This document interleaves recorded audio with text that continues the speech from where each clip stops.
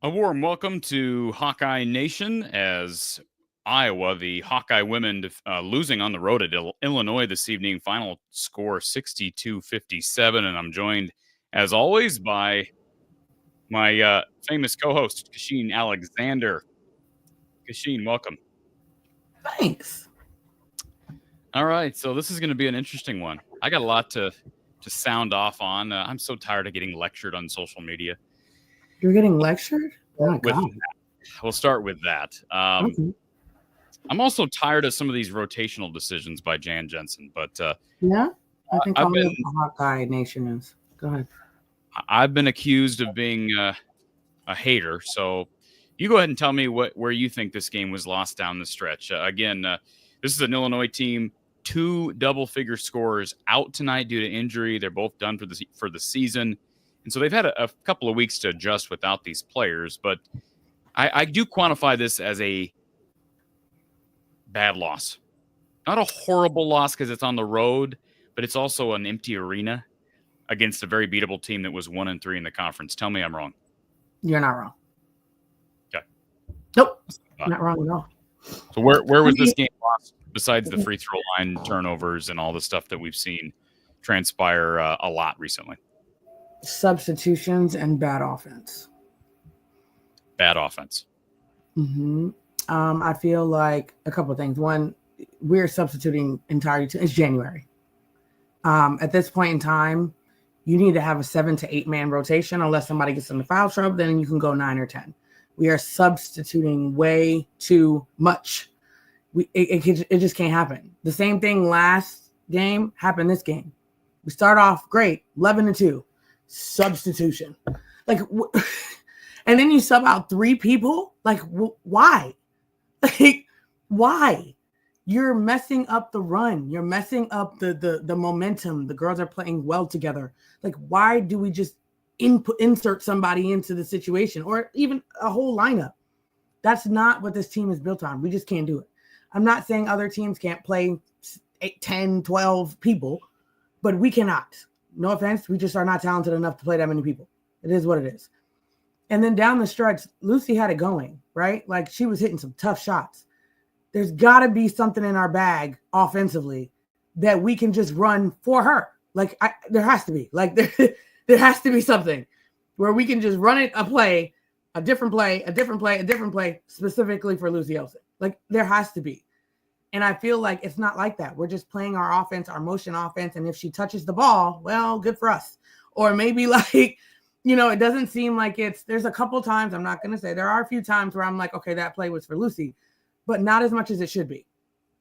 We shouldn't be going to anybody else but Lucy down the stretch. Same way we didn't really go to anybody else but Caitlin down the stretch. Now, what she decided to do with the ball is her decision. If she decided to shoot it or pass it, we were living or dying with her decision. Same thing has to go with Lucy. She has to have the ball to make something happen. We can't rely on other people with the shot clock running down to make something happen. We're going to be at the bottom of the Big Ten if we keep doing that. That's a fact. But the substitutions is what's killing me. That has to change immediately. I'm done. Hey, I texted you what 10 minutes into the game. I mean, like real time, not game time. It was Yeah. actually like 4 or 5 minutes into the game, and I don't even know if it was that long. I said Jan is getting way too cute with these rotations, and that's the Agreed. only other way I can explain what she's doing from my vantage point. 4 minutes. Maybe First of all, you go she's- with the new starting. You go with the new starting lineup, Kachine. You put Addison O'Grady on the bench, and you insert Aaliyah Guyton. Love that. I still love it. At the beginning of the game, it was great. You've been endorsing that. I think there's some people that may have expected if that was going to happen, maybe it's Kylie that goes to the bench and Aaliyah comes in for her. But I understand why they went Hannah at the 5 because it has not been effective at the 4. Correct. Okay. And that's why I said I liked it. And I tweeted out towards the beginning of the game, hey, maybe they have an opportunity to get in transition more. They did in the first 4 minutes. And then what does Jan do? 3.5 minutes into the game, she pulls Aaliyah Guyton. And, she rode the bench for a long time in that second half. I know she had a few turnovers in there. But what I don't like, Cash, and I understand it's a tricky business, especially when you're making changes with a starting lineup. But what I don't like is when you make a change in your starting lineup, and then you make it very clear that the player that you have inserted has this long of a leash. Correct. And that's what I felt happened with Aaliyah tonight. Like, it took this long. It's January 9th. It took this long to make that change. Now, granted, Aaliyah has not been playing all year, so I'm not criticizing Jan necessarily for, taking this long to get to Aaliyah in the starting lineup. But if you're going to commit to a decision where you insert, especially a young player, I'm not saying she's fragile. I think she's probably tougher than a lot of players in this team by the way she plays. But a young freshman player who's coming off a serious injury, if you're going to insert her in the starting lineup, show your confidence in her by letting her make a few mistakes. And if you're going to sub her out, fine. Everybody's going to take some time on the bench. That's fine. You're not going to sit Addie the entire game. But heaven forbid, they went back to her really late. And then why was Ava Hayden on the bench until midway through the fourth quarter? Can you explain that one to me? I understand they went with Hannah at the 5, so there's less minutes for a third 5. Is that what it is? Yes. So I knew when I saw Hannah starting at the 5, I was like, ooh, okay. So now that's telling me that Ava Hayden and Addison O'Grady are not fighting for that second spot in my mind, like as far as minutes are concerned. So at that point in time, I'm like, okay, let's see how this goes. But I know your first post off the bench is going to be Addison O'Grady. I'm that's fine. But when you start to see that she's sluggish, she's not finishing, she's not really adding anything, why are we keeping her? Give at least Ava Hayden could give you some kind of energy. And honestly speaking, that and one was not a foul, but that's beside the point. Like, my thing is, she has a very short leash for her freshmen, but allows the veterans to make mistake after mistake after mistake. And that's not confidence. Yes, I 100% agree with you that Aaliyah Guyton made some mistakes, but she's going to make mistakes. She's a freshman. You coach her and you put her in the game, back in the game. Like, that's what you do. You don't sit her on the bench. That defeats the whole purpose of what you did. But at the same point in time, Hannah at the 5 is our best option. What I would like to see now is that Sydney Falter gets comfortable and we coach her in knowing how being at the 4 is beneficial. That means a 4 is guarding you. So I need you to be aggressive. You are going to have the mismatch every night. Every night. Because a 4 is guarding you. You can shoot the 3. You can drive to the basket. You're quicker than them, so you should be able to get offensive rebounds. So if you are not in there crashing the boards, if you are not being aggressive, that's a wasted spot in my mind. That is where we can be beneficial of her at the 4. But Ava Hayden, I felt like should have got the nod over Addison O'Grady tonight because I didn't feel like she was doing anything fantastic. And I know that that's going to probably be a battle throughout the rest of the year in regards to who plays a little bit more each game. And I'm okay with that being situational. And I'm okay with that being game by game. But the substitutions are just killing me at this point. Like, I don't have anything else for it. Like, I don't understand. Jan Jensen cannot be nice. There are going to be people who are going to sit the bench. Sorry, that's life. Freshmen sit the bench their whole life. Okay, like it just is what it is. If that's the case, then we didn't see Taylor Stremlow. Where the heck she go? Like, what? It didn't make sense of what we were playing and why we were playing. Why are we playing Taylor McCabe? She hit 1 3. Okay, so we just keep her in for 20 minutes. Like, I don't understand the concept of our substitution. Find your 7 or 8 and stick with it. Whatever it is, again, if there's foul trouble, then you dig into your bag. 7 or 8. If Taylor McCabe is sitting the bench, she sit the bench. If a team plays a zone, bring her in. She plays more minutes. Like, it just is what it is. But I feel like she just doesn't. She's struggling with that, and I need them to figure out what that is, because the players need to figure out comfortability. They're playing with so many different people, they don't even know who they're gonna play with. So was the substitution patterns that we saw tonight, and it's not like, let's not act like this is the first time we've seen that. I do think there's a facet of this that it's a new head coach trying to adjust to having to make those decisions. Because is it fair to say Lisa was making those decisions as the head coach in general? The head coach is the one that always makes the substitution decisions. Is that fair? Usually. I mean, there's some odd programs that may do it differently, but majority of the time. So my point is what we're seeing from Jan and what we saw tonight, is it a substance of her maybe trying to get a little too cute and innovative with substitution patterns, or is it a new head coach learning with streaky players and inconsistent players? Which one is it? At this point, I think she just might be too nice. That's just how I feel about it. I don't know, because in my mindset, I don't have a problem with sitting a person a whole half. Like, if you're not producing, it just is what it is. Not saying that I'm just gonna have a short leash on you, but you are practicing with them all the time. You got to know who is your top 7 or 8. Like, if you asked Jan Jensen to list her top 7 or 8 players, who is that? I'm not saying situational, game by game. Who are your top 8 players? Who is it? And then reach that, whatever that name is, whatever that is on that list is what it is. You can't think about situations and like, oh, well, so-and-so is playing well this game. No. Who is the top 8 players? Whoever that is, that should be your top 8 players. And then you can rotate in what, if you need to, keyword, if you need to, like later down the road. But nobody is playing that many players unless you're pressing the whole game like Tennessee. Let's go to our phone line. We got an early call here. Thank you for calling Iowa Postgame with Kachine Alexander. Who's on the line? This is Chris in Wyoming. Hey, Chris. First, I just want to know, Kachine, are you feeling better? Yeah, I'm still, as you can tell, my voice is still a little bit hoarse. But yeah, this thing is dragging on. I don't know what's going on, but I am feeling better. It's just like it's like hanging around. It's like ginger root tea. Get fresh ginger root and make some tea. You sound like my mom. She's been trying to stuff that stuff down my throat for a while, this ginger tea thing. Yeah, but it's well, listen to your mom and listen to me. Drink that stuff. It's a good detox. But Corey, you said you were having a hard time with the substitution patterns, and a little light bulb went off in my head.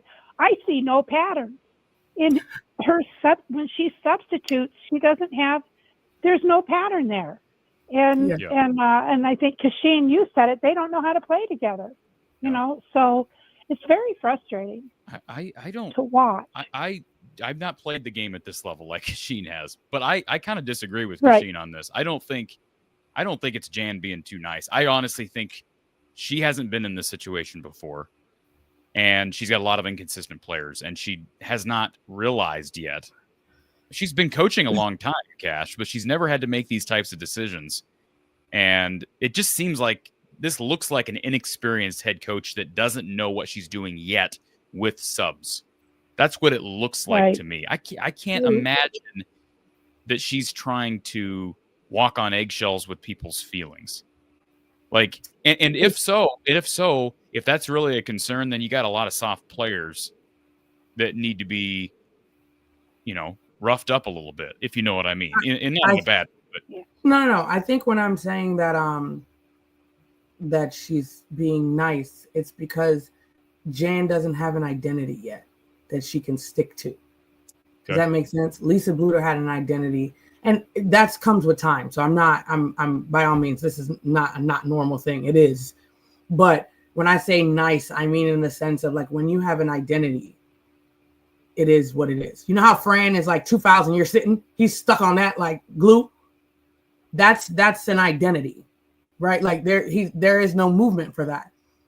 Jan doesn't have one. That's why the substitutions are helter-skelter all over the place, because there's no rhyme or reason of why she's doing it. It's just like, oh, put her in. Like, well, why are you putting her in? Like, are you putting her in because somebody needs a break? Are you putting her in because you feel like our offense needs a jolt? Like, what are we?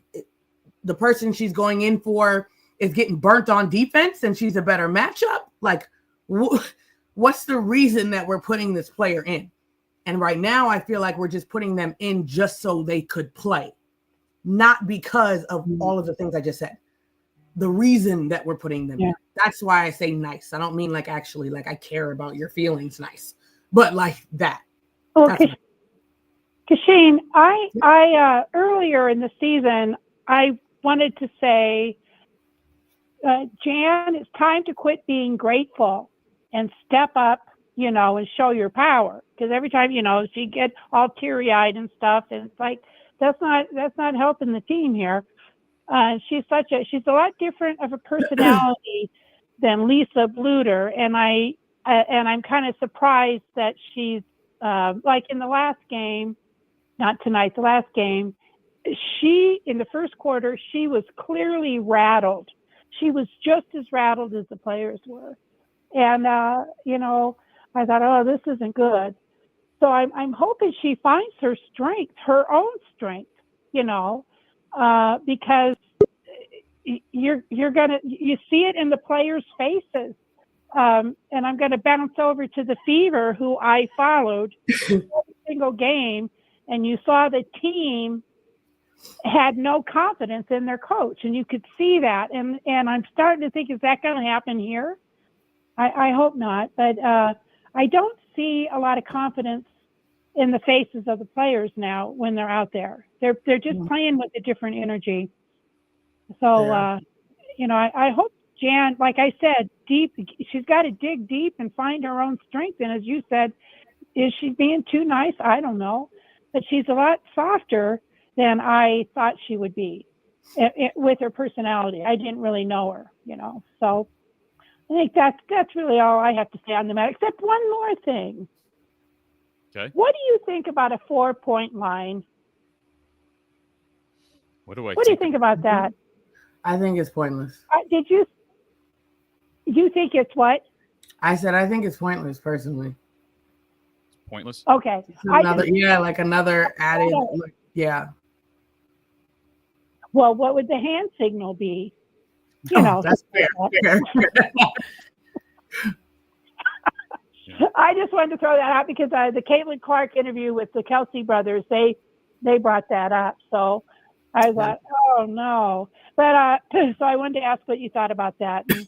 And that's pretty much all I have to say tonight from the couch. And I'm still, rooting for the Hawks, but I hope they figure this out. Well, Chris, we appreciate your call. Enjoy the rest of the show, and we'll talk to you after a win next time. Okay, thank you, guys. Thanks, Chris. Appreciate the call. All right, I want to go to something before we go to Kyle Huessman of HawkeyeReport.com, who's live there at the State Farm Center in Champaign. You can call into the show, 515-635-1601. You can also click the stream link in our description.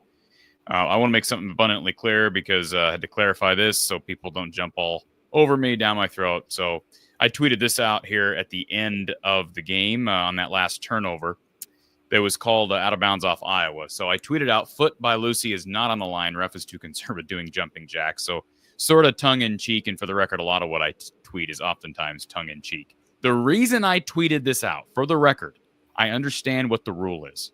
I understand the call was made because it touched the official. I understand that. But the Big Ten Plus commentators said something along the lines of, well, looked like her foot was out of bounds. Anyways, based on this view, I don't believe it was. And we don't have a view right down the sidelines. So my point is, and I explained this in the thread here, my point is the rule is stupid. All right. And the reason it's stupid is what just happened. Okay. Now, I don't know what the alternative is to the rule, but the rule is stupid. And the reason it's Tell them stupid, the rule. well, the rule is if it touches the official counts as basically out of bounds. If it touched a fan, if it touched the stanchion of the basket, if it touched any part of out of bounds, the ref is essentially out of bounds. But the problem with that, Kachine, is in this case, Lucy Olson had reached for the ball and basically had the ball, and she juggled it, but she essentially had the ball as the ball was going toward the ref, and it did touch the ref, but she was going to get the ball before it out of bounds. I just think it's a dumb rule, and I don't know what the alternative is. Maybe you go with a possession arrow.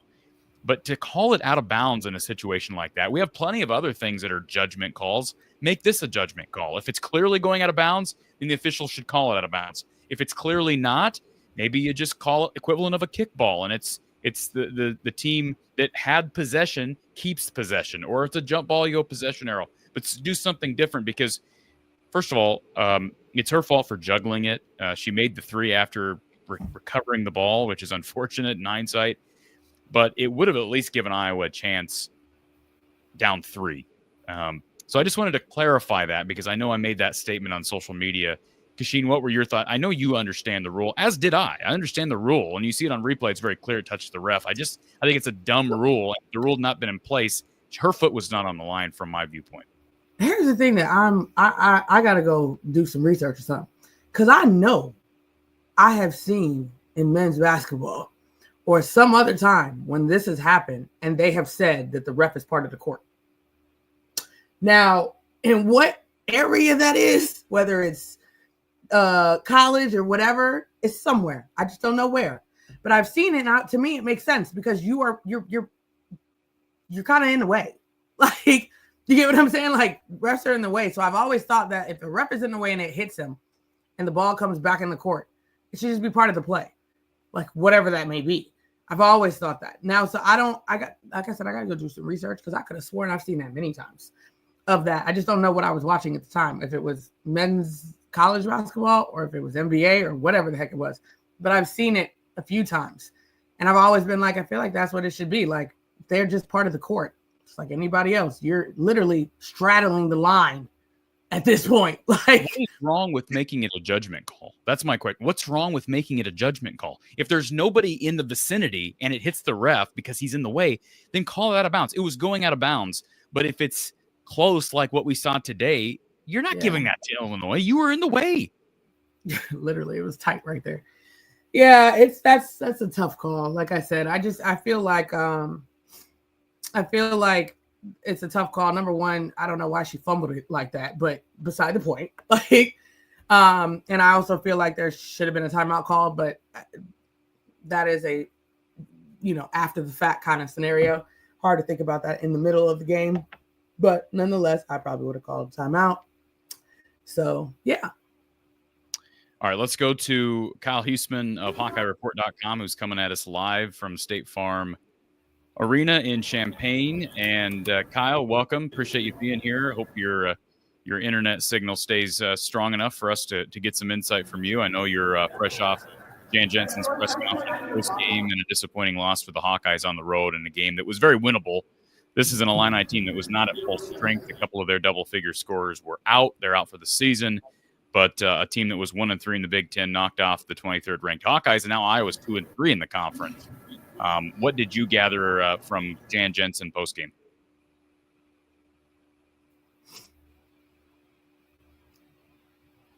Oh, who's having Illinois?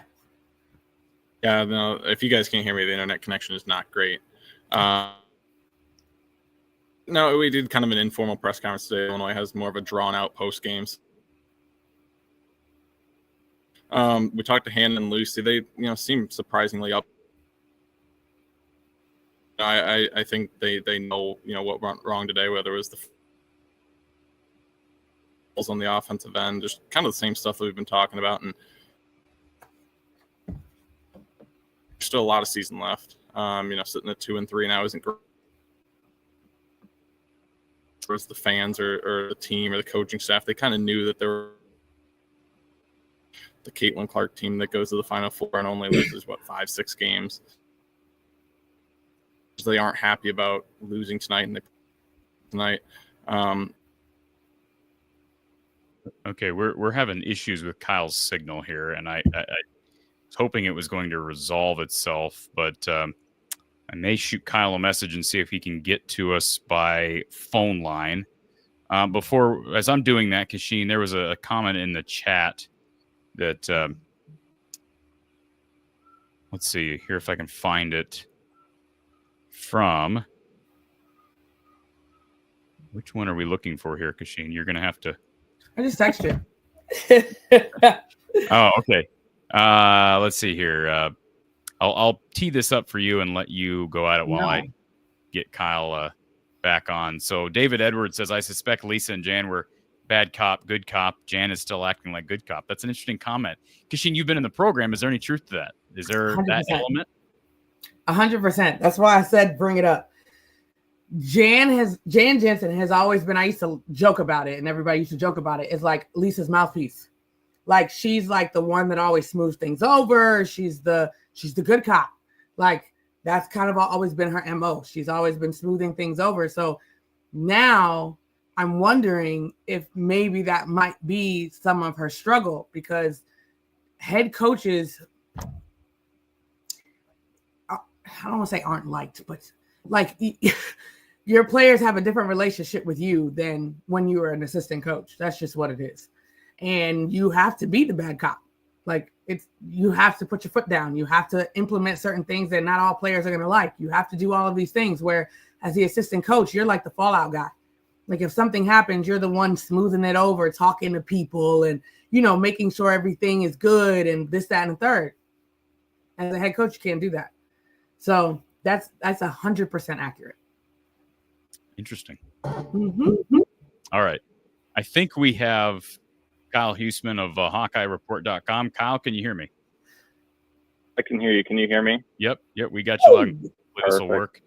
So appreciate you taking the time, Kyle. And I know the internet there in the State Farm Center isn't great, but we did hear that you kind of had a bit of a condensed form of post-game availability with Coach Jensen. Anything substantial that you can tell us about where she felt this game went wrong?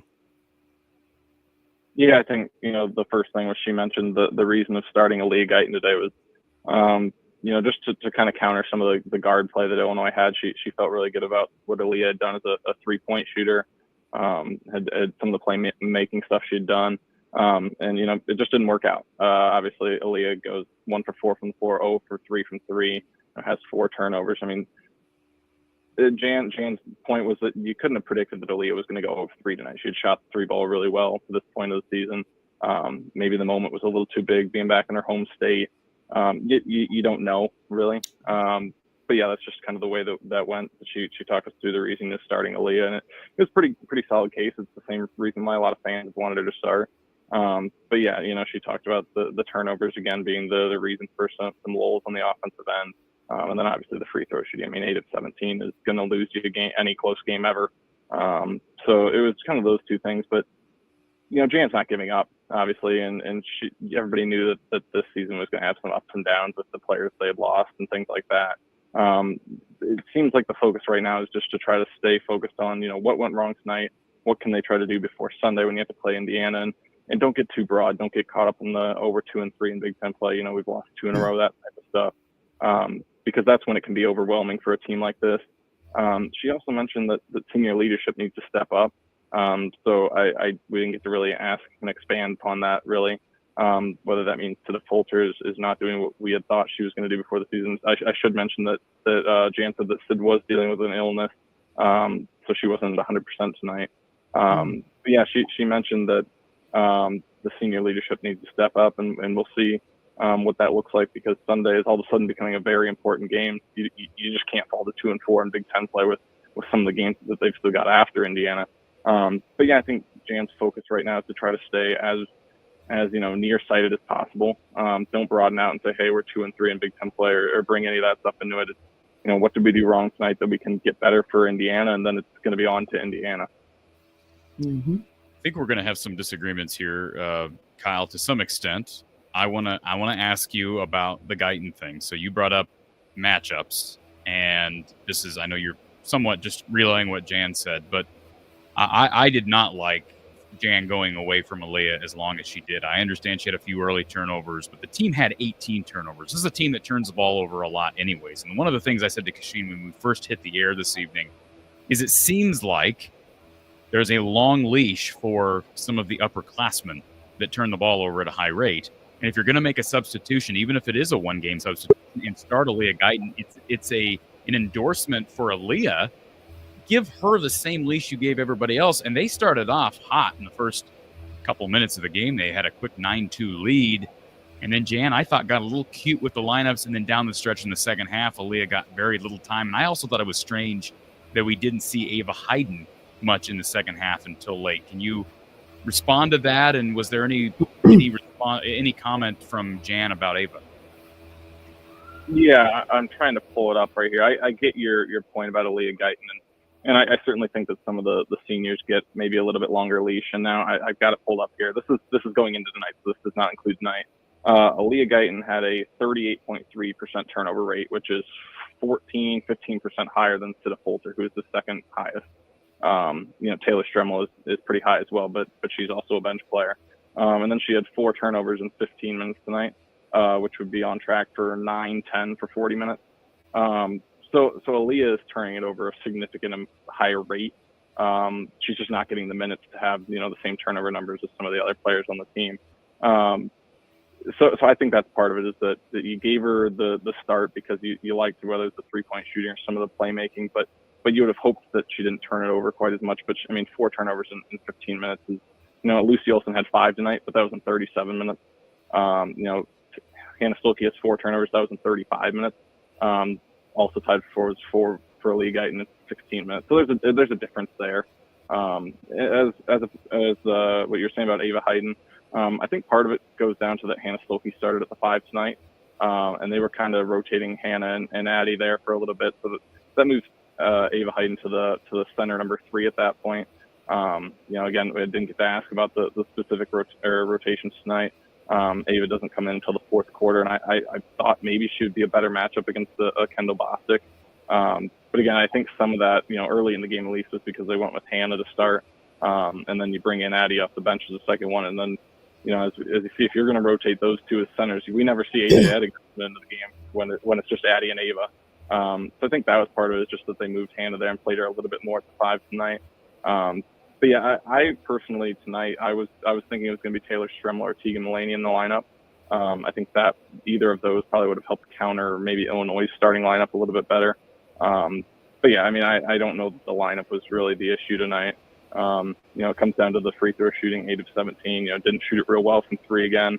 Hannah and Lucy did a good job of combining for 34, but after that, Taylor McCabe finishes with 6 points. That's just not going to get it done. So I think there's a multitude of issues right now. And it's quick turnaround. Sunday's a quick turnaround to face an Indiana team at home that, like I said, is all of a sudden a really big game, because falling to 2-4 in Big Ten play would be a really bad spot to be in.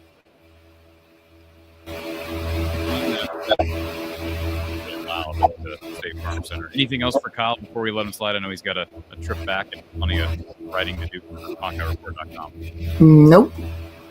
Kyle, anything else that you took away from Jan, or if not, we'll let you slide and safe travels back home. Yeah, I just think that I think there's 2 ways of looking at this, and I think you have to have a mix of both right now. I get people are really frustrated with the way this has been, whether it's turnovers or the lack of 3-point or free throw shooting tonight or whatever, the rotations. There's a lot of things that people are pointing to right now. I think those are all very fair concerns. I think there's a lot of potential concerns that you can point out about this team, and they're out of time, obviously, to fix them. Things have got to get better at some point. But I think the other thing is kind of what Jan was saying, is there's still a lot of season left. I hope people weren't expecting this team to be a shoe-in to host in the NCAA tournament or something like that. But I think this team still has plenty of area to grow, plenty of area to become a solid team by the end of the season. So I would caution people of completely crashing out and being upset about this and that. There's a lot of time left in the season, but it's gonna have to start on Sunday. Like I said, I think you've got to win against Indiana because you start putting yourself in a tough position with. I mean, you're not too far away from heading out west to face Oregon and Washington. You still got, your Ohio State, UCLA, and USC. So there's plenty of really tough games left on the schedule. So you don't want to put yourself too behind right now with losses. But it's certainly not time to start, blowing up and being upset about. I mean, I shouldn't say being upset. You can be upset about things, but I just think it's too early to start making a big deal about things. We knew this was going to be an up and down season. It's been it's been that way so far. It's been that way. Tonight it was up and down. I mean, they led by 9 at one point. But yeah, I think this is a team that has the pieces to be a good team by the end of the season, but it's time for them to start doing it. Is Jan Jensen on the hot seat? I'm kidding. Don't answer that. No. Just kidding. I think she's still learning. I mean, no, I get it as a joke. She's still learning, and I think we see it a lot. I mean, obviously, I get to talk to her. I mean, the fans don't get to talk to her at all, but you can tell that there's a lot of things that she's still learning right now. And I think it's just, people talk about the players they lost, but the coaching staff piece they lost. There's no Jenny Fitzgerald anymore. Obviously, Lisa Bluter's a big piece that's missing. So I think the coaching staff is still trying to figure out some things. And they're all learning as well in their new roles. And, it's tough when you have a team that is, a team that we've talked about before. Some of the players on this team that are veterans, but they really haven't been in the position they're in. So you have a team that's kind of in a new position, and you have a coaching staff that's in a new position. So when the struggles happen, it kind of is doubled up with the fact that both sides are learning, both the coaching staff and the players. So, I mean, Jan's not on the hot seat. There's people that are already asking if she knows if she's good for the job. That's pretty poor if that's how people are already going at it. But we'll see. I mean, there's a lot of season left, so it's just a matter of them kind of figuring some things out. They've got to obviously cut down on some mistakes in certain areas, but we've seen it. This team can still be a really good team. Huessman Kyle on Twitter, at Huessman Kyle. You can check out his stuff over at HawkeyeReport.com, part of the On3 network. Kyle, safe travels back home, and we'll talk to you Sunday. Yeah, thanks, guys. Thank you, sir. Good stuff. Appreciate Kyle being here with us. And why am I hearing your audio? Why do I feel like I'm hearing... You hear something? I don't know. Your thing just got... I thought it was Kyle, but then... There we go. Was there a fan blowing at you? What was I hearing? I have no idea. I don't have a fan. Oh. All right. Let's move past that. Let's go to our next caller. We've got Tom on the phone. Tom, welcome to the show. Sorry. Hey. So why'd we get beat? What's the one thing we got beat for? Well, I think Kyle hit the nail on the head. First of all, I think substitution patterns are a problem. Probably, I think they're a bigger problem than maybe Kyle thinks they are. But also, 8 of 17 from the free throw line is absolutely egregious.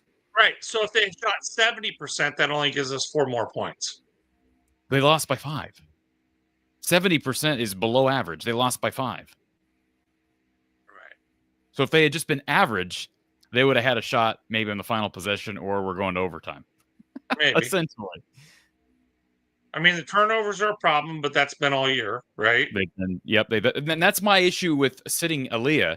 And I know Kyle brought up the per 40 and that Aaliyah's turnover rate is higher. No coach thinks like that. But, okay, Kachine, tell me. Well, then respond. I'll give you an opportunity to respond to Kyle's statement. And he's bringing up statistics, but I just want you give your take on what he had to say about turnover rate. And do you think that based on those numbers, Aaliyah and what you've seen, is Aaliyah a higher turnover prone player at this point in her career than the older players? Every freshman is going to be a high over. She's going to have the ball in her hands more because she's a point guard. Hannah Stolke's not a point guard. Anyways, go ahead. Every freshman is going to have a higher turnover rate. Why? Because they have to adjust to the strength, the quickness, and the change that happens at the Division I level from high school. Because she has not played significant minutes, she's still adjusting to that pace. So she's always going to turn the ball over a little bit more. But the point of it is to allow her to do that so she can learn. That's the point. So, you can't just assume that she's going to be able to magically figure it out. She's not up here. That's not she's a great player, don't get me wrong, but she's not elite to the point where she was doing all of this, and that doesn't happen. There's always going to be an adjustment as a freshman. Okay. So that's my point in saying, like, allow her time to figure that out. I agree with what we look like and that starting lineup. I agree with that, but I don't agree with sitting her because she has 4 turnovers. We've had Sydney Falter. She's had like 8 in the game. Like, did we sit her?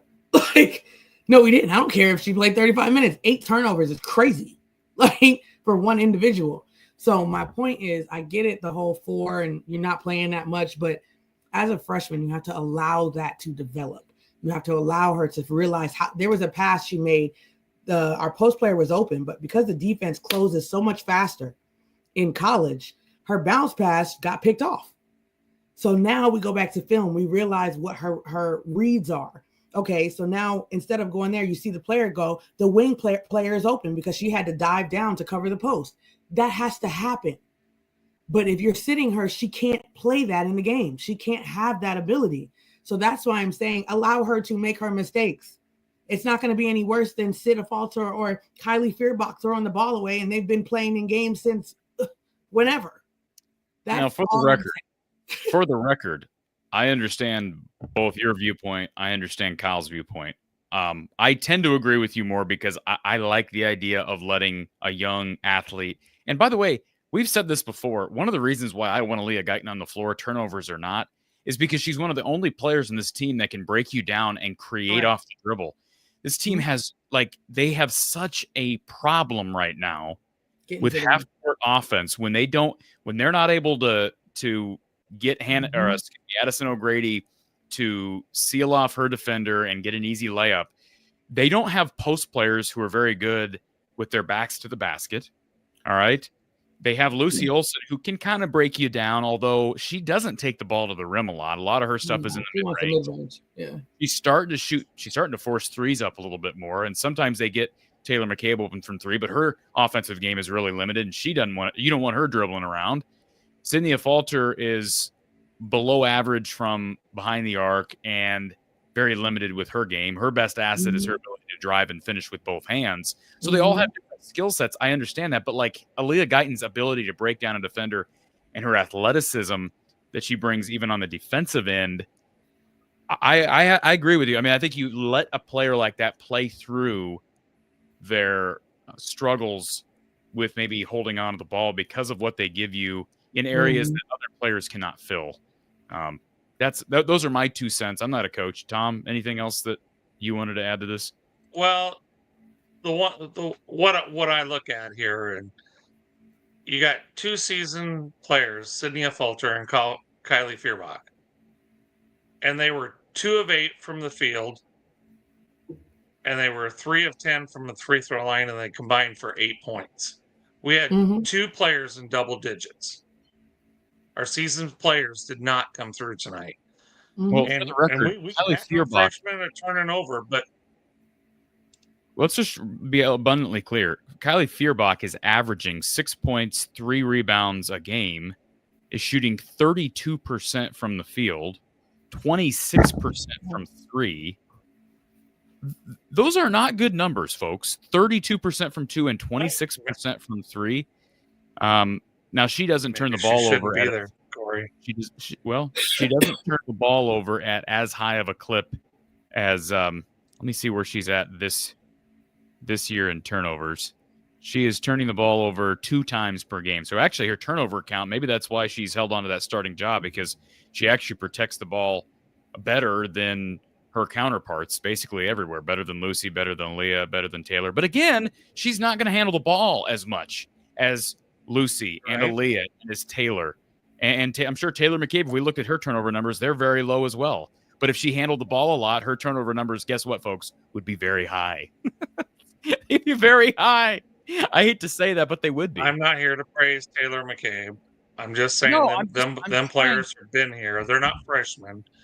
They need to contribute more, because 2 players in 10 and double figures is not enough to win a Big Ten basketball game. I agree with what Kachine said, in that I think, first of all, you have to get Aaliyah up to. So the turnover issue, for instance, that is one issue. I do believe that's an issue that needs resolved. But like they're going to be so limited in the postseason if they don't have a player like Aaliyah. I think their ceiling is basically here. But if you can get development out of people like Aaliyah Guyton, and then with Ava Hyden's size at the 5, a position where they've been up and down this year, if you can get those 2 guards plus maybe an extra ball handler in Taylor McCabe and a 3-point shooter in Teagan to develop, I think you raise your ceiling substantially on postseason hopes.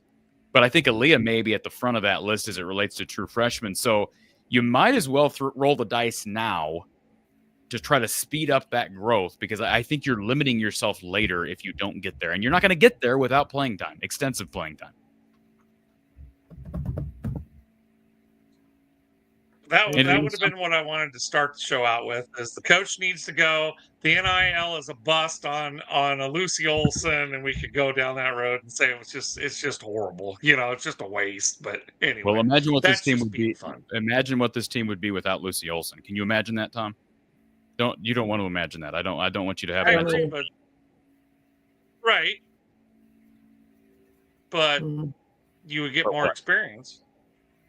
Nah, well, we needed a 5 player. That's what we needed.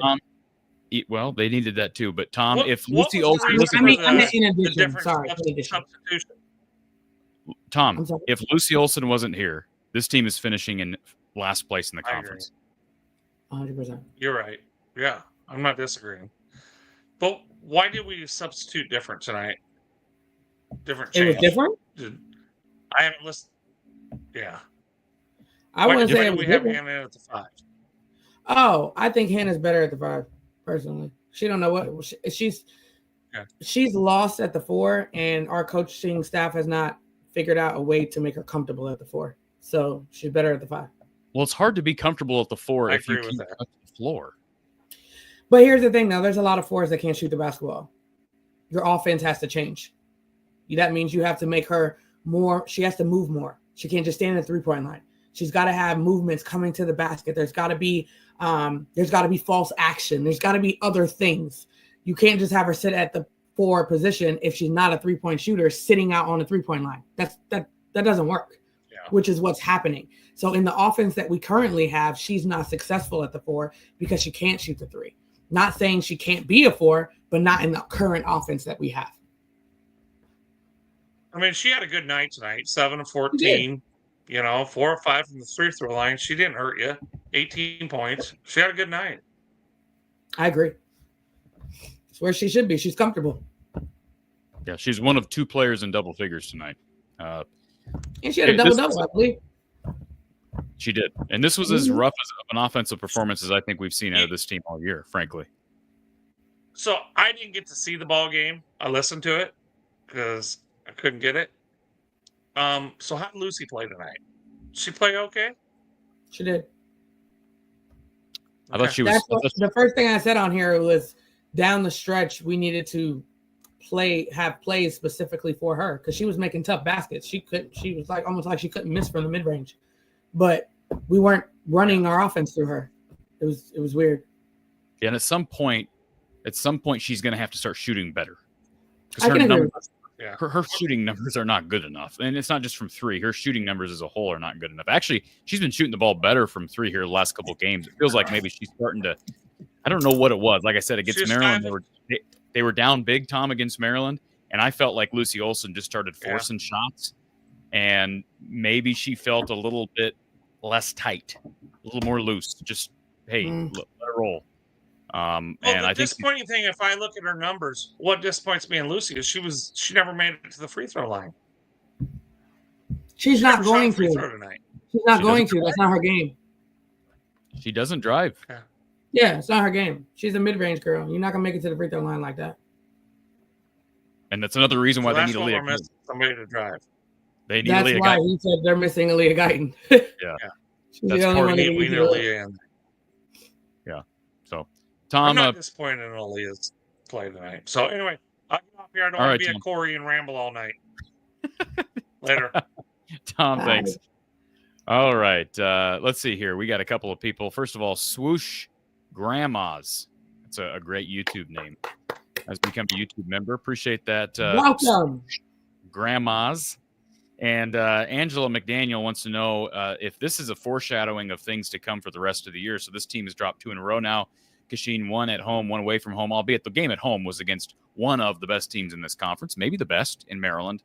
And Iowa did fight back admirably, came up short. Tonight was against an undermanned Illini team, but it was on the road. I think we both, Kyle said it, you said it. This is a big game coming up on Sunday. 100%. That's a must-win in my eyes. I agree. And I thought the men had a must-win on Tuesday. Sure Played did. with that fire. was exciting. But go ahead. They found a way through and they won, but I thought that was close to a must-win in this position for the men. I think this Sunday is as close to a must-win as you can get at this point in the season for the women. But do you believe that what we've seen these last 2 games is a blip on the radar, or should fans be concerned or worried?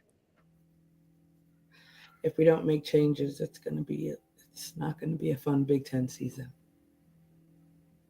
That's what I will say. Yeah. And I will say, I feel like this is the most fast break points we had all season with Hannah at the 5. Well, maybe that was key. Especially early. They were getting in transition and running. Mm-hmm. That's why I thought, hey, man, this is an opportunity to get that fast break off. Who did we bring back in? Addison O'Grady. And then it slowed right on down. Yeah. And I was a little disappointed with, I'm not saying you never go to it, but I don't love switching back to Hannah at the 4, Addison at the 5. To me, that experiment has failed. And I know it's going to mean less minutes for somebody if you do that, but they got to shorten the rotation anyways, Kachine, because they're playing 10 people right now. That's insane. For a program that does not press and or run, that's crazy. 10 players is absurd. Every team that plays 10 plus people are either one of those 2 things. They run the ball like crazy, so they're like running people in and out so everybody's fresh. And the same reason for if they're pressing all the time. Tennessee is rotating like crazy so they keep people fresh so they can trap and press like crazy. We're not doing either one of those. So why are we doing that? Yeah, no, that's a no. Terry, I appreciate you being a premium member here in the channel. And I don't necessarily agree. Like, you're not playing for next year in a sense that you're doing what a late, like a Raiders team would do in the NFL, where you're basically tanking, playing young guys and playing for draft picks. Of course, there's no draft in college women's basketball. But my point is, you're still playing for this season. But I think,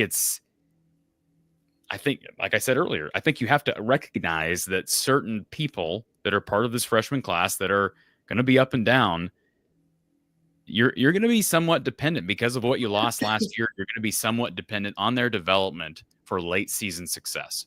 We're not just talking about 25-26. We're talking about end of 24-25.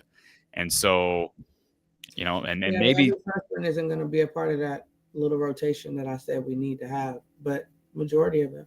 Well, maybe Ava Hayden is the odd person out, Kachine, but I think, and I've been saying this since day one, I'm not just on a bandwagon now. Aaliyah Guyton's athleticism, Taylor McCabe's ability to handle the ball, and maybe her minutes get cut down. But Tegan Mulaney's got to start making threes. That's the other thing. Her 3-point shooting. But her 3-point shooting, if she can get hot, could be a huge asset because we know what she can do, and they need people who can make threes. Did anybody make a 3 besides Lucy and Taylor tonight? Did anybody make a 3? Sydney and Falter made that one that shocked the hell out of me. So it was guarded. I was like, what? Yeah, but listen to these numbers. Mulaney 0 of 1, Stremlo 0 of 1, Stolke 0 of 1, Feuerbach 0 of 1, Guyton 0 of 3. Now Guyton's shot the ball better, but struggles from behind the 3-point arc again. 25% from 3 on 20 attempts. And they actually rebounded the ball really well down the stretch, finished plus 11 in that category. But free throws, poor 3-point percentage, and just poor half-court offense as a whole. And again, I do believe suspicious lineups, questionable lineups to say the least. Let's go to, first of all, Mitchell. We got another premium member here who it's a good way of describing some of what we've been talking about. It doesn't appear like the staff trusts any lineup right now. That's kind of a simplistic way of stating this, but I would agree with that, Kachine. Is there some truth to that? Lack of trust just all around? Yeah, we don't. I mean, yeah. Let's call it what it is. Yeah, I think there's. We're not in the brains, right? We can't. We're not mind readers, right? We're only guessing here, right? But at the same point in time, based off of what we see, I don't understand it. We're all watching the game. We're not even breaking down film after. Okay, everybody here that's watching, we don't even break down film after. The coaches do. And you're telling me we have not seen that there is a shift in what we're doing. So in my mind, if that's the case, the only thing I can think of is that we just don't trust it. And we also don't have an identity like I talked about. Because I know if we see it, okay, if the average viewer who's not a coach and played basketball can see that something is wrong with our lineup and the way we substitute, you have got to tell me that people have been coaching over 20 years have figured this out. Like there's no way. Like there's no way. Now what they're doing to implement it, I have no idea. I can't help you there. But they have to have seen it. Like there's no way. Or else would I be coaching Division I basketball? Well, I mean I have, but you know what I mean. All right, let's go back to our phone line. Thank you for calling Iowa Postgame with Kachine Alexander. Who's on the line? Hello, is this me? Hello, you're on the Yes, air. it is. Oh, okay. Hi, this is Bill. I've called a couple times before. It's been Hey, a Bill. few games. Full disclosure, I did not watch the game. I do not have Big Ten Plus. So I can only go off kind of the box scores and what I've seen recently. I did watch the Maryland game. You know, I think you guys have made some great comments tonight. You know, Jan is not being tough on her team. I think she's been put in a hard situation of does she owe things to the owe minutes to the older players, which seems to be the way that she's playing her lineups. Her consistent requirement, it seems, that the starting lineup starts every quarter, which I think impacted some of her substitutions in the past. Kachine, your comments on Hannah not fitting the floor in this current offense, I think is very truthful. And I think Jan really needs to come to a decision here on what is the season. Is it giving minutes to the upperclassmen, or is it progressing this program forward and building the freshmen? You know, I think all of us at the start of the season made comments that Tegan looks like a player. But if she's getting 5 minutes, 10 minutes a game, obviously I don't see practice, but how can you get comfortable, get into a rhythm? You know, if you're only in for 2 minutes and then get pulled, you know, you say she needs to shoot the three better. You need to get in a rhythm and actually be able to play. Well, I think, Bill, not to interrupt you, but I didn't realize that Tegan only had 5 minutes, and I don't think she's played particularly well. Cash, we haven't really talked about Tegan, but I would agree with Bill. I mean, if you're going to play them, play them. If you're not, don't. And not everybody's going to play. Callie LaVine's not playing, but if they're worth playing, then play them and build on the future. It's harder because you've talked about this, Kachine. They don't redshirt players. Like Callie LaVine is not redshirting, so. No. Either you're going to play them or you're not. But if you play 10 people, you're going to have a lot of people who are never going to be able to get in rhythm because they're playing only a few minutes in a game. Yep. Kachine, do you have any additional comment on that? I mean, you said it. At the end of the day, no matter what, people are not going to play. That's the game. That's the best part of the game, because at the end of the day, you should always be playing for your spot. And I feel like some people are getting a little comfortable. And the way that some of the upperclassmen aren't earning the minutes they're getting, quite honestly. But yet, I think it's hard for Jan to cut them back for whatever reason, whether because they were sitting behind all the players in the previous years and they deserve those minutes. She's having a hard time making that decision. But for the progression of the program and for the year-end success, building the freshmen is what we need to do. Well, that's a good thing. Sorry to kind of talk over you, Kachine. I apologize. Oh no, you're absolutely 100% right. You got great input.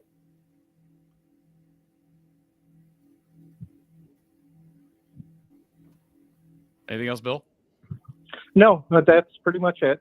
Obviously, I didn't get to see the game, so I will watch it on replay once it's available on YouTube, hopefully, like it normally is. But does somebody actually post those games on YouTube after the fact? Typically, yeah. Okay, interesting. Well, you're going to have some pain watching it because it was not always a fun game. It certainly wasn't a fun game to watch offensively.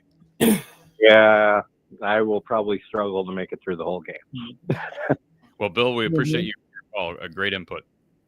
Thank you. Thank you, sir. All right. We've got a super chat here from Sheila Yont. Let's see if I can get the comment. I'm guessing, first of all, see if we actually, so sometimes people don't realize that they have to enter the comment where they, see if I can find it. You go ahead and put it in again. We'll put it up. Hopefully you're still on. I'm not seeing it here from Sheila. So, Sheila, if you had a comment, if you just meant to throw the donation up, appreciate that. But I don't see a comment here. So, if you've tried to send one, I don't see it. Let's go to our next caller. We've got Spencer, who's here on hold. Spencer, welcome. Corey and Cash, how you guys doing tonight? Hello. How are you, sir? Good. That was a pretty painful game to watch tonight. There was some pain. Did you experience some emotional anguish tonight? Yeah, I had some choice of words in my mouth. Well, I'm glad you got those out of your system before coming on the show. That's positive. You're taking a positive step there. And I think we all knew going into this year that this was going to 100% be a rebuilding year. Well, did we know that? I don't know. There were people that had Iowa in their top 25 preseason. I don't know that people said, like when I hear people. Well, no, hold on a second, Kachine. You said you thought this team could make the tournament. That's not it's a rebuild from what there was. They're not going to go to the national title. We knew that. But I'm saying it's not a rebuild from the perspective of they're playing to maybe make it to the NIT to be able to get more time together. They're still playing to go to the tournament. They're in the top 25 right now. Wait, Corey. That's the extreme.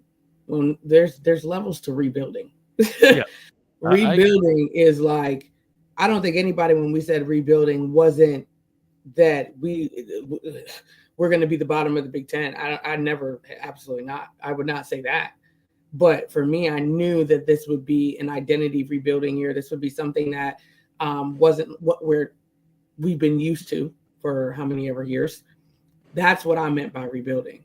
Not like, oh, I'll be happy if we make the NIT. Yeah, no, that was never in my mindset. But rebuilding in the sense of creating a different identity, because I knew we were going to have to do that. That's what I meant. There's like Illinois at some point had to rebuild, right?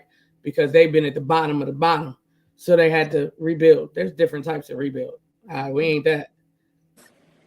But we're also not making it to the national championship game 2 years in a row. So we rebuilding to a degree. And just because they're ranked number, they got that little 23 next to their name right now. That means nothing. And if the tournament started today, they'd be in. But they're going to lose. I mean, I think it goes without saying the schedule gets tough. They had one of the more workable early portions of the schedule of any Big Ten team, Kachine. They had Purdue, Penn State, Illinois.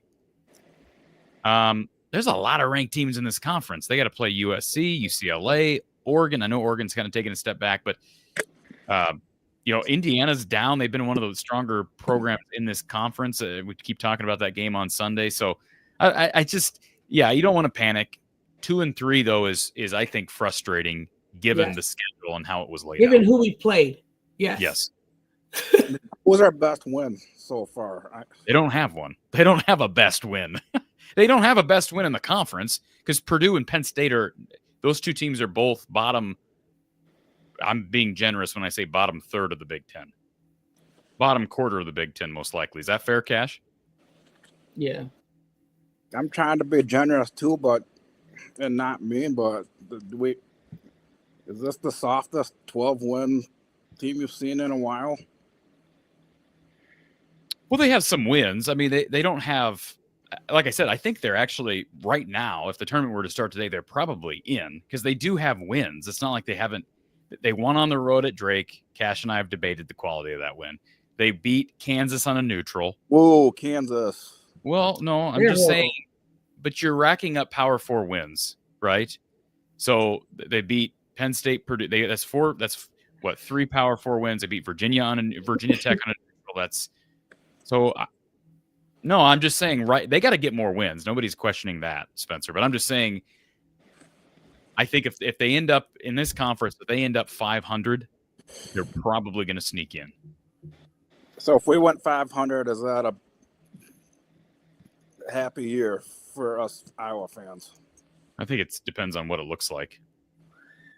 Because I think a lot of Iowa fans will look at that and say, okay, was it 5? Did you limp to 500? And I mean, like you can get to 500 and bow out the first round of the Big Ten tournament and not feel very good heading into next year. But you could also feel really good, especially if some of these freshmen start demanding the minutes of some of these older players. I think fans will feel really good because they'll be more positive about the future, especially with people like Layla Hayes and Addie Deal coming in next year. Fair. I think it's depending on how you get there. Good point. But if the tournament were to start today, we would probably. You think we would be one and done if it were to start today? It all depends on where we're seated and who we're against. They're not going to be Big hosting. Ten is all about matchups. The tournament, Big Ten tournament, is all about matchups. Because this isn't going to get any easier. I mean, we have to win Sunday to get our confidence back. Because it's not going to get any easier. Yeah, must win. With UCLA, USC. And when was the last time? It's been a while since I've seen this Iowa women's team shoot from the charity stripe that bad. I mean, 8 for 17. Kachine, we haven't talked a whole lot about free throws, but they were 8 of 17 from the line. When was the last time they shot? Ain't nothing to talk about. I mean, can you explain that? Is it on the road? There's no explaining. Free throws is not an explaining. That's all a mental thing. That's free throws to me. It's all a mental thing. It's never been because somebody did something or something happened. Free throws is a mental thing. That's a fact. In the fourth, where Falter missed 2 right there. That's like, seriously. And what's her face? Kylie. Like what? Like those are big time free throws to be missing, and you're veterans. It's crazy. Anyways, that's why I ain't saying anything because there's nothing to say. Make our free throws, we maybe have a chance to win this game. Well, they do win the game if you make all of them, but they got to the free throw line more than Illinois did, so it's not like they weren't getting there. They just were not cashing in, and a lot of these free throw misses were from people that you would expect to shoot better. Sydney Falter was 1 of 4. Kylie Fierbach was 2 of 6. I mean, those were really the 2 players. You take it, Addison the only other players that shot free throws were Hannah Stolke. She was 4 of 5, and Addison was. Let's see. No, not Addison. Taylor McKee. No, Addison. Addison was 1 of 2. Those are the only. So really, it came down to 2 players, Sydney Falter and Kylie Fierbach, who combined for 3 of 10 from the foul line. What's your 2 and your 3? That was 3 of 10 in the fourth, right? Say that again. They went 3 for 10 in the fourth, right? Well, that's for the game. I don't know what the team did. No, 3 of 10. Maybe they were all in the fourth. I have no idea. I can tell you from the final box score here for the game, those 2 players were 4 of 10 and 3 of 10 in the second half. Let's look at fourth quarter box. Let's see, fourth period. Yeah, Iowa, you're right. 3 of 10 in the fourth quarter. Kachine, there you go. That lost you the game. You can't go 3 of 10 from the foul line in the fourth quarter in a close game on the road. Come on. Oh, especially on the road. I know we talked about like the starting and like how the rotations are kind of Kylie Fierbach's been a kind of a concern the past couple games with her starting, but who would you replace her with? I would probably play I'd probably play Guyton. And who do you replace Fierbach with? Do you pull her out of the starting lineup right now, Kachine? Taylor Shremlow.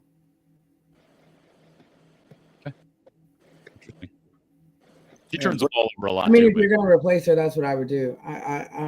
I think that Kylie Fierbach, the way she's playing right now, we can't deny the fact that she's a great defensive player. We can't take that away from her. I'm not going to. No. But her role needs to be that she comes in to provide a defensive spark. Her whole identity needs to be that she comes in to change the pace of the game. That's what she needs to do. Because there's been times where I was about to pull my hair out. Oh, okay. I'm about to go on a hot rant. Just a second. Do you guys remember that play where something happened? Maybe Kylie on defense ran into somebody or something, and she was like hanging out in the paint, like looking around like she was hurt. And then she didn't close out. They shot a three in her, well, not in her face because she didn't close out. They miss it. She jogs down the court and then shoots a three in transition. Listen, if you were hurt to not get back to play defense, you damn sure better be hurt to not jack up a three in 0.2 seconds on offense. She would have got yanked right there. Like, what? Wait, you're down on the floor. You're like, oh my God, I'm so hurt. Then as soon as we get the ball, now you want to sprint and then you want to go shoot a three? Like, oh my, I almost lost it. I was like, I almost lost it right there. Like, oh no. That's the kind of like softness that bothers me with like specific players. And I'm not saying Kylie is like that all the time, but that right there, oh my God, she'd be sitting for a whole half. Like that made me so angry because defense is offense is where you take a break.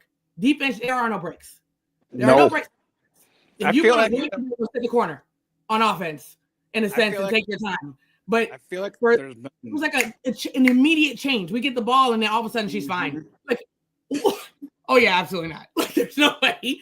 But we had moments like that throughout the game where I was like, "What are we doing?" Even that offensive rebound at the end of the game, it's like our girls were like, "Oh, I don't want to touch it." I'd have lit them on fire. Okay. Because that's telling me you don't want to win. That's telling me that the players on the floor are not trying to win. The only person that was in there was Hannah trying to tip it over from the girl, and all of you guards are sitting there watching her. Yeah, no. That would have been, I'd have lit them a whole new lineup. In and out. Get out. Because you don't want to play. Next. Like, that's the kind of fire that I'm waiting for Coach J to have. Like, you don't want to play today? Great. Go have a seat. I'm going to find somebody to play. You want to play today? Let's go. Like, I'm not at that point when you're going down like that. I need players that are going to have fire. I need players that are going to be like, oh yeah, coach, I'm it. Yep. I'm ready to go. It has to start there. And I feel like Coach J used to be very fiery. Do you remember at the beginning of the season, I felt like Coach J was going to bring energy. She did at the beginning of the season, but have you guys noticed she's gotten really like quiet? Like she's thinking too much. Start with your energy. Like, how about comment from my T-Dog? My T-Dog says we need a fire lit by Jan and some other players. Some other player needs to step up and raise the intensity with teammates when things aren't going well. A little Caitlin fire. Players need to get fired up.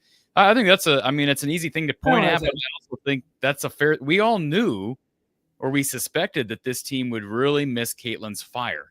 They would have some degree of the scoring made up by means of Lucy Olsen's transfer, but the fire, the intensity, where was that going to come from? I think some of us thought it might come from Sydney Falter, and I think maybe we were wrong to this point. I haven't seen it yet from her. I've not really seen it from Hannah Stolke.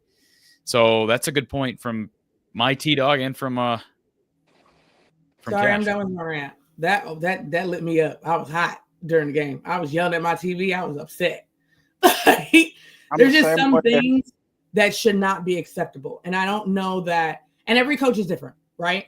But that's the certain things that every coach has to find their identity in regards to what is like a non-negotiable for them. Whatever it may be. I don't know what it is, but every coach is different. Mine was always effort. I don't care about anything else. You could be off on offense. You could have a bad shooting night, but what you won't have is a bad defensive night, because that's what's going to get you games. Everybody's going to have a bad offensive night. That's part of basketball, but you can't have it on defense. And if you're lazy and if you don't want it on defense, it's not going to fuel your offense. And that's the same thing. I'm bringing up the men, but it's the same thing with the men. If they play defense, they're great. It fuels their offense. You cannot have an off night on defense. And I felt like the men have off nights on defense.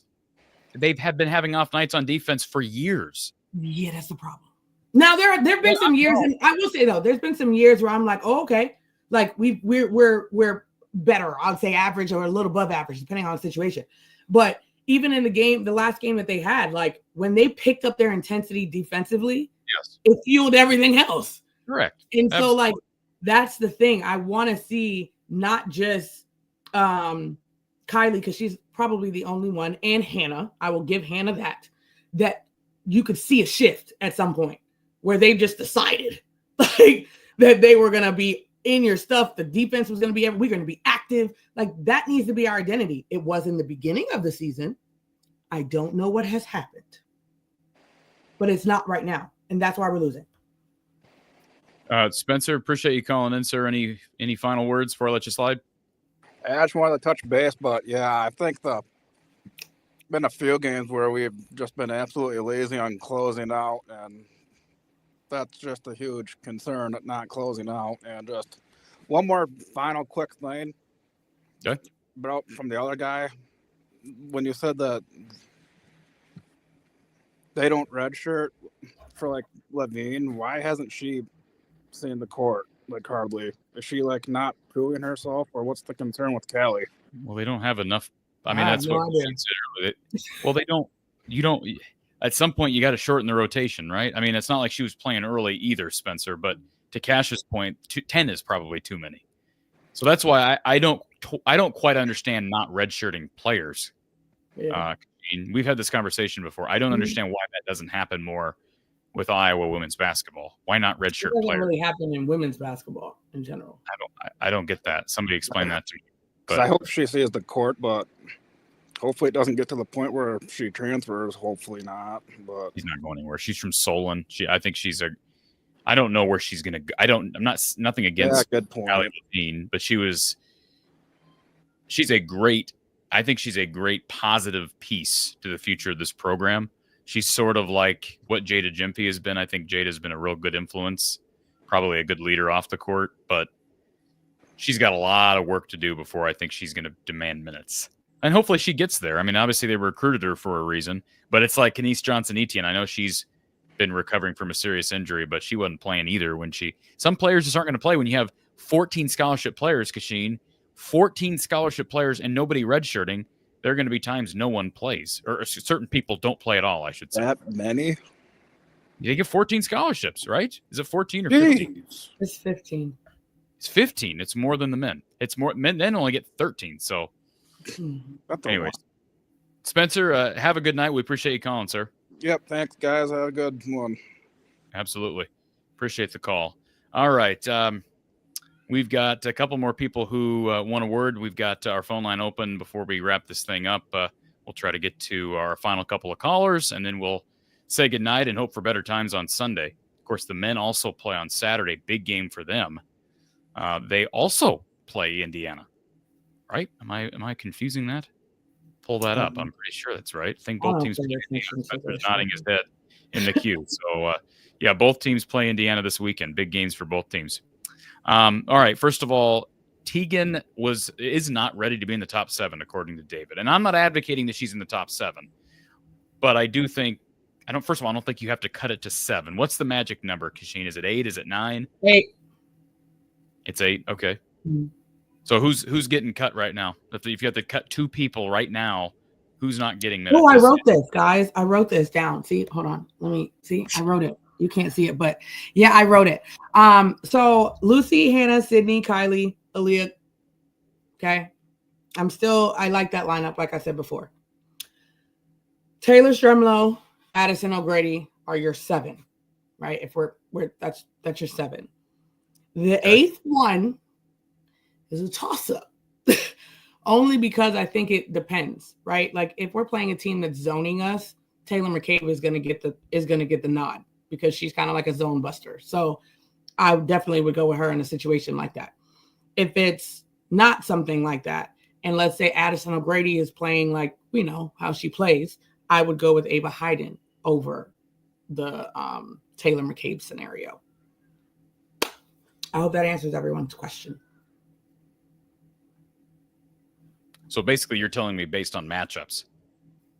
That eighth person, it depends on how they're playing us and also matchups. Because, like I said, if they're playing us in a zone, it makes no sense for Ava Hayden to be my eighth. You get what I'm saying? Like that doesn't make sense.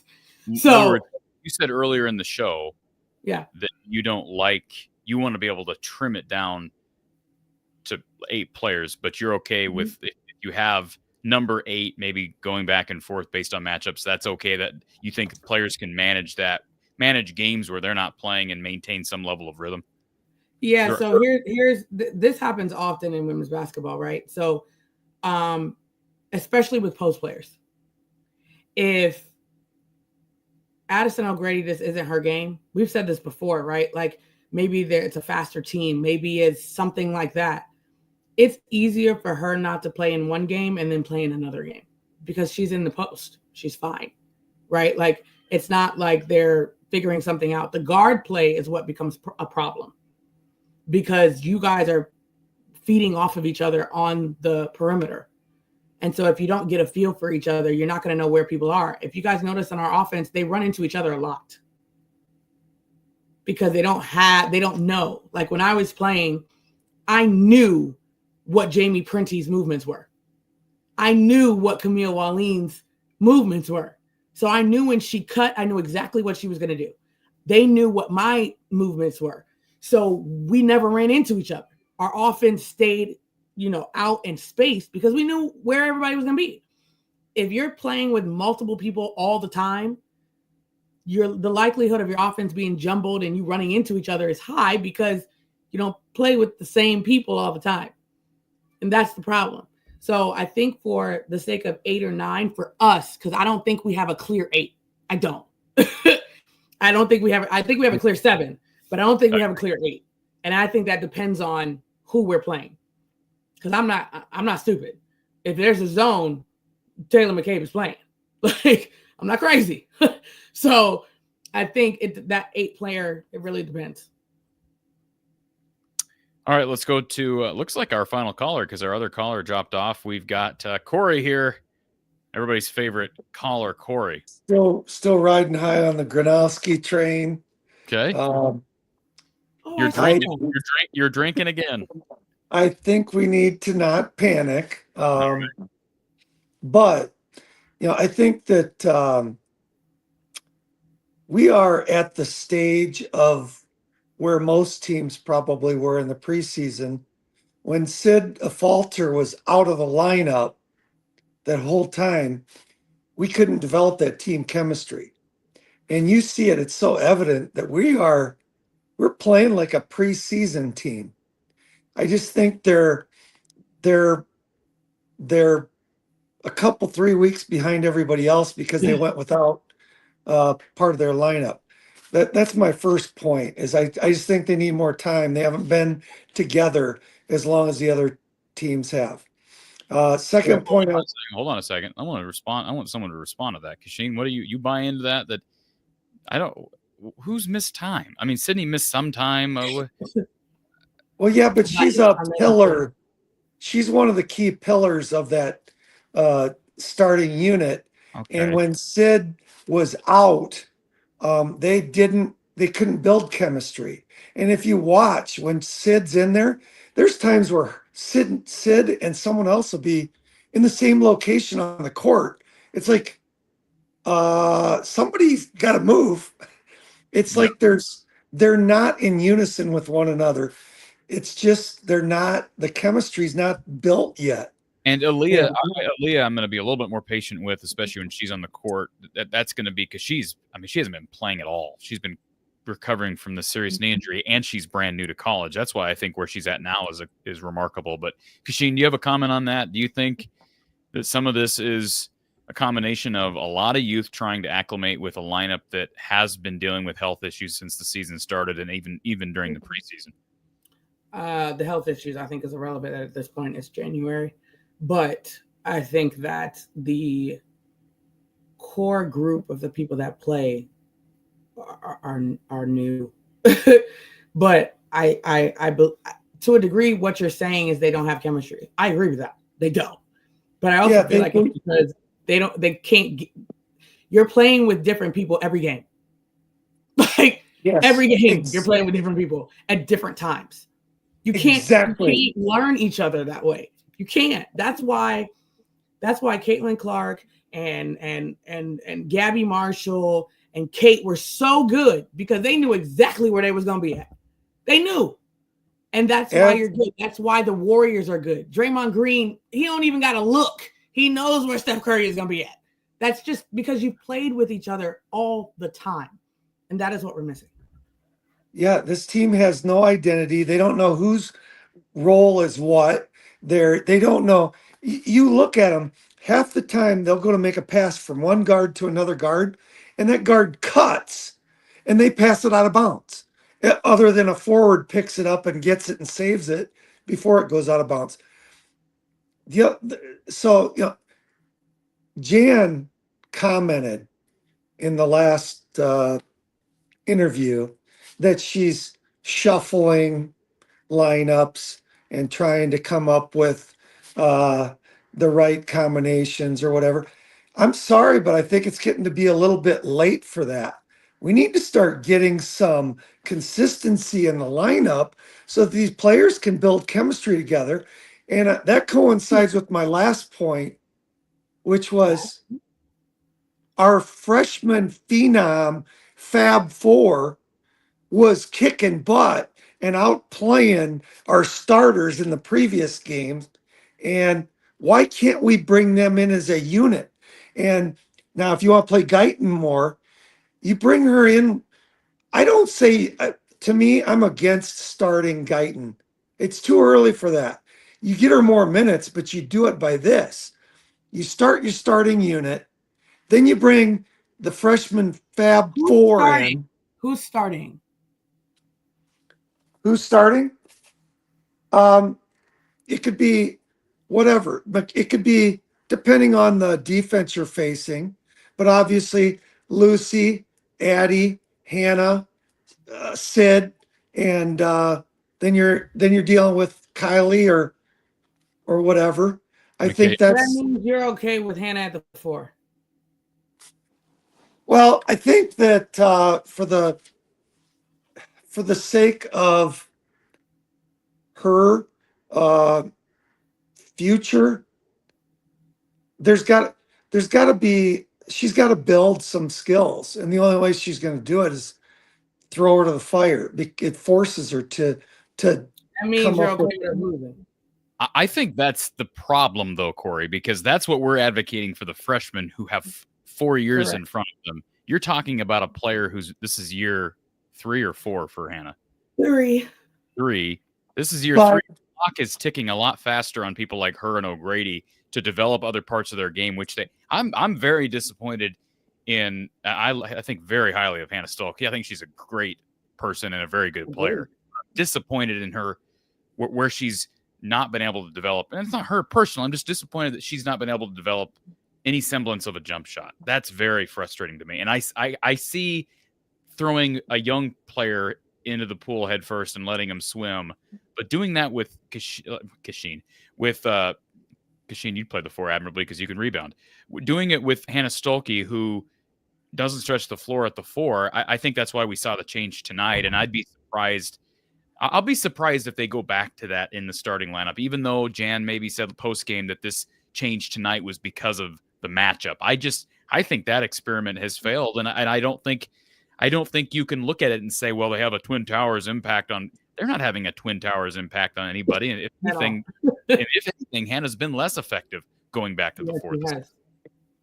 Well, I think that Hannah's most effective when she's driving into the lane, because when she's posting up against these bigs, she's not as effective. If they're over 6'2", she's not as effective. She gets her shot blocked. If she's going up, I mean, yeah, she's been able to beat them with speed in previous years, but this year, I don't know if it's because the centers in this league are a little bit quicker. But she's not been able to to post and get a quick score. She's getting blocked a lot more. And so I think I think it's early to give up on Hannah in the 4 spot. But my point was we need consistency in the personnel so that we can develop chemistry. And Jan's still talking about shuffling lineups. I'm saying no, you gotta stop that. They don't know each other. It's like I played 5 minutes with you. Okay, we're on the same page now. What are we doing here? You gotta calm this craziness down and get some consistency in lineups. I say bring the Fab Four phenoms in together, Aaliyah Guyton included, with them. Let them come in and bring that surge of energy in relief of the starters. And then you keep her in. And when you go to switch out the starters, you can then switch back to maybe a Hannah in the 5 and you leave Aaliyah Guyton out there. I think it's too big of a step to start Aaliyah Guyton. I think there's a shock value there, and there's a lump in your throat when you're thrown in as a starter. And I think maybe that's a little bit early for that. So I think that's what you do is you don't start Aaliyah Guyton. I was the one that said play Guyton more on Twitter like 5 times in a row to Jan. But you don't start her. You play her way more, but you don't start her. That's my opinion. And you bring this unit in as a relief group of 4 people, and you keep Hannah in there. You rotate Addison and O'Grady out with the starters. You leave Hannah in there, and you slide her to the 5. And then you when it's time to rotate starters back out, you rotate Hannah out. You can bring Addie in, and then you can bring and leave Aaliyah Guyton out there. So anyway, but I think you got to do it as units. You can't keep shuffling. We agree on that, Corey. We agree on that. I don't agree necessarily that she's not ready to start. I don't necessarily agree with that. I'm not saying you're wrong. I'm not going to double down on my stance because I don't know. But I agree with you on we're getting way too cute with and if you're going to mix up the lineup, I hope we can agree on this to end this call. If we're going to mix up the starting lineup, don't shift things up 3 minutes into the game when you had a great start and you're up 9-2. Why are you making a bunch of subs? Like, commit. Do something and commit to it. Unless there's a drastic thing that happens that you need to make a change at that point. I just thought that was way premature. Yeah, and if it isn't broke, don't fix it. Hayden Fry, scratch where it itches. If it worked, keep using it until it doesn't work. And, my last point is, though, other than my problem with us shuffling lineups too much, there's still time. We're still okay. We don't need to panic. But I think let's just look at there's some fluky stuff that went on tonight. And number one was when it was time for someone like Sid Falter, who's proven that she will take over and she'll drive it in there 3 times and get you 3 buckets. She was ill tonight. She was not her same Sydney Falter. She was sick. I know that. I know Kyle said it, but I knew she was sick because there were a few times in the game where we were waiting for the refs to like inbound the ball, and she was like hands on knees, like breathing super hard, and I was like, "Oh, she's sick." Sure. So either she shouldn't have been in there to begin with, or when you're sick. But that team normally gets that 2 or 3 drives to the lane and she gets them a bucket. And they didn't have that tonight. That combined with terrible free throw performance, which was just fluky, just really weird tonight. I don't know what the backdrop of the basket was a Orange Crush up there, standing up there naked behind the bucket or something, because it was just weird tonight.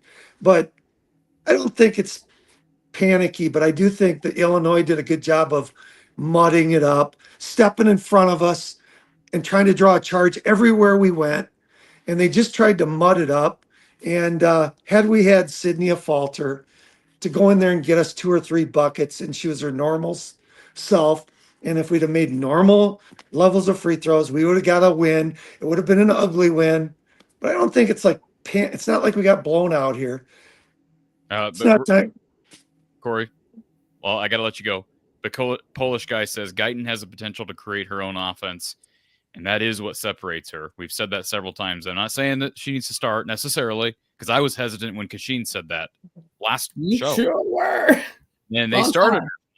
And I texted Kachine. I'm like, hey, either someone's listening to you or you're a basketball prophet as it relates to this team. But that is a fact, a certifiable fact, that they don't have other players that are going to break you down. Lucy doesn't even like driving past the mid-range. Well, no, Sydney Falter. Sid. Well, she can drive and score, but how would you describe Sydney's game? She doesn't really break you down, Kachine. She's comfortable finishing around the rim, but she doesn't break anybody down, Corey. She's breakdown. Look, okay, breakdown means you can change directions. Sid is like a straight line driver. Like if you cut off the way she's going, she's not gonna cross you over and come back the other way. She's what we call a straight line driver. Corey, I appreciate you being here, sir. Go Hawks as always. Drink responsibly, and we'll talk to you Saturday. Yeah, we need a show out of you for our wide receiver, by the way. It's on the list. It's on the list, Corey. It's coming. I'll be watching. All right, man. Appreciate it. Go Hawkeyes. Go Hawks. Yes, Sam Phillips is a Hawkeye, Chattanooga. Receiver will join South Dakota State quarterback Mark Gronowski in the black and gold in 2025. A few things in the chat here before we wind down. Mike says the ref was out of bounds. Let's see here. There's a typo here. I'm trying to figure out what this is supposed to say. Basically, if the ref is on the court, it's okay. If he's off the court, then it's out of bounds. That's what Mike is saying. Now, Mike also, this was an even better comment from Mike. He says that Kachine is the best, and you are on his Mount Rushmore of Hawkeyes. He has told me that. That's good. That's got to make you feel good, right? I'm not gonna lie. There's a lot of Hawkeyes. So a lot of Hawkeyes. I mean, that's pretty special. That's what I'm saying. That's pretty special. Somebody's Mount Rushmore of Hawkeyes, man. Jason says Jan's been getting defensive during Hawk Talk on Wednesday nights. That's their show they do at one of the local restaurants there in Iowa City. Now, I don't listen to that show. I probably should. Remind me, Hawk Talk.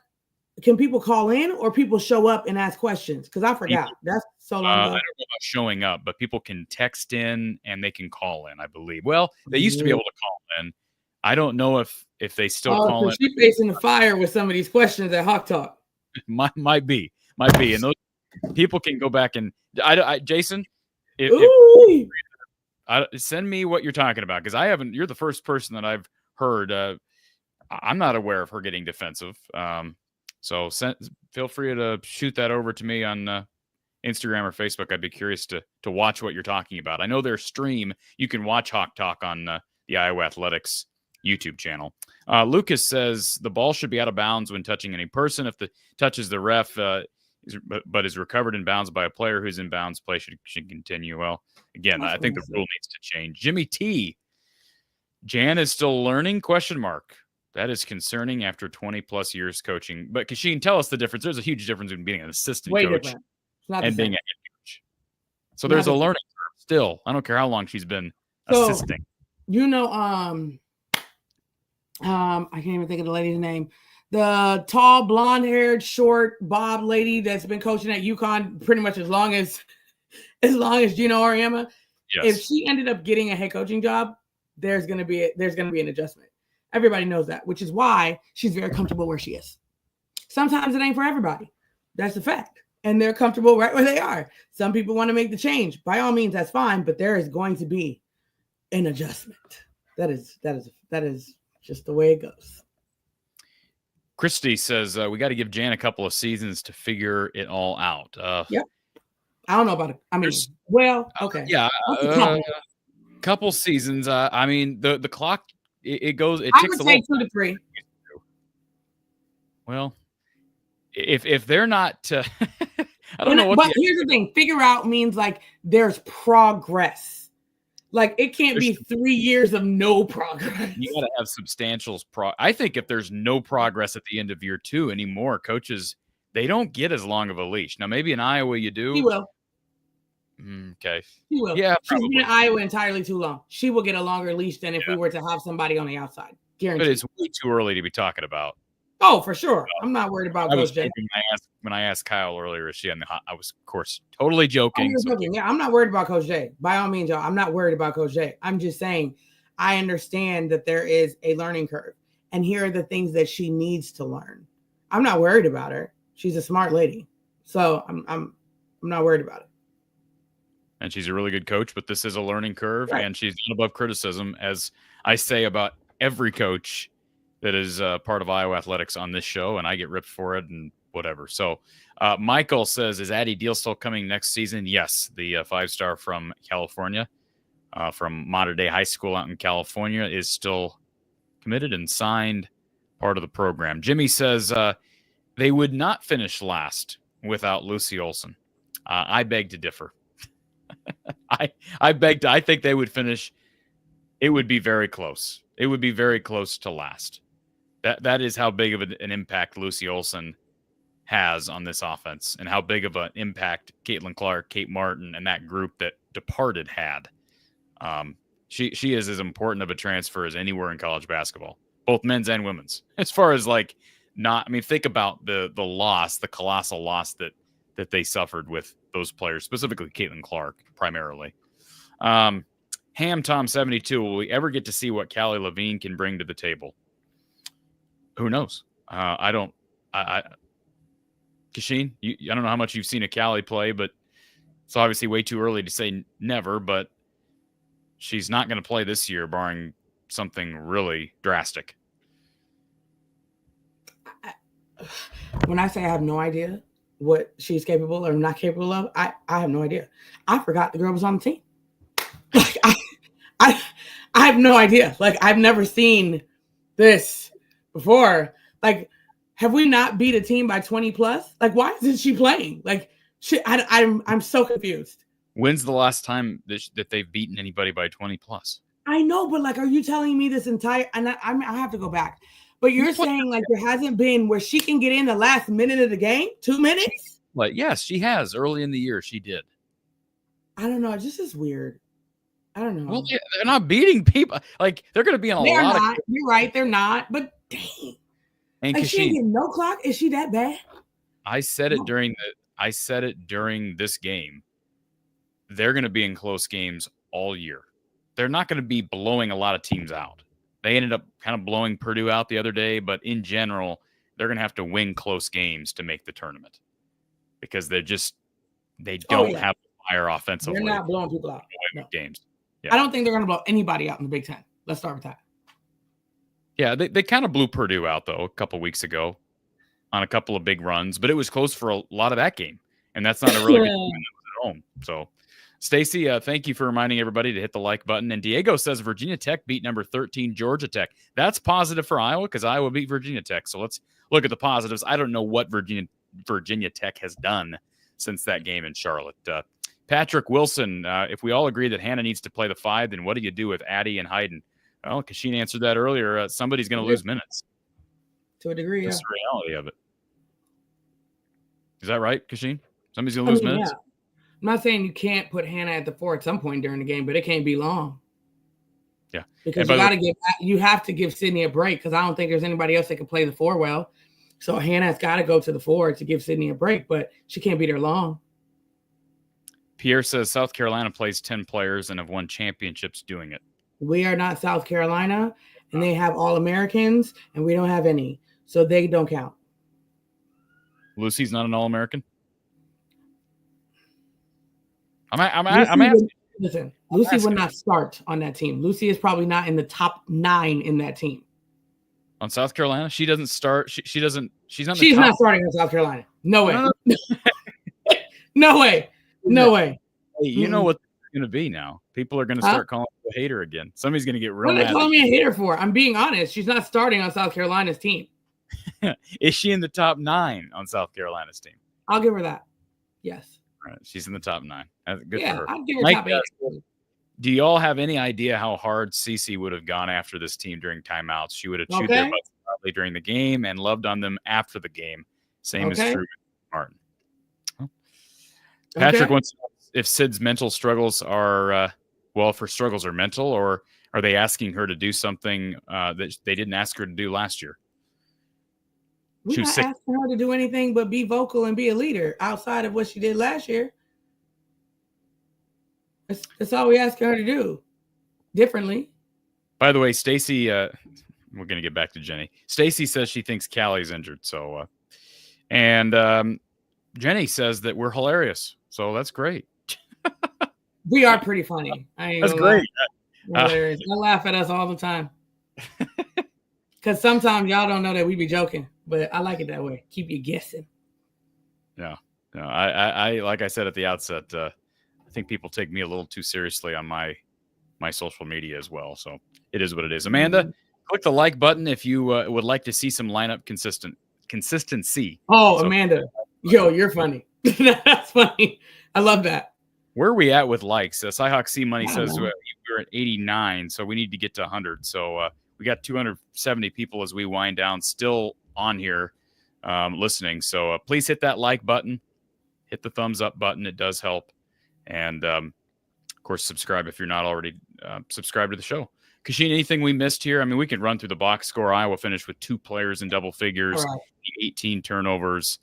We know how. I like my cap. Did you guys know it says Hawkeyes? I did not see that. Yeah, and wait, I got to figure out what side it's on. It actually says Cash 21. Oh, okay. So was this something you got for Christmas?